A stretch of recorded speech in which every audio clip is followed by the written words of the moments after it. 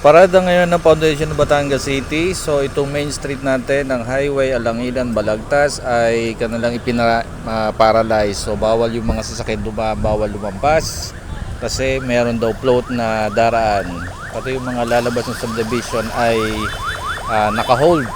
So yung mga private na sasakyan, mga pampubliko, public transport, naka-hold, hindi makalampas, hindi makadaan. So ayan o, BJMP nandito rin. Even yung mga exit ng mga palabas sa mga gilid-gilid, meron silang mga naka-hold na mga sasakyan. Ito, meron silang mga orange cone na inilalagay para hindi makalabas. They want it totally clear na walang dadaan pag dumating itong kanilang float na to. So ito, galing daw ito ng Balagtas.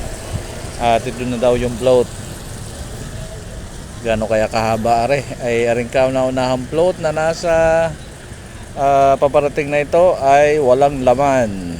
Yan, kasi 55th foundation ngayon ng Batangas City.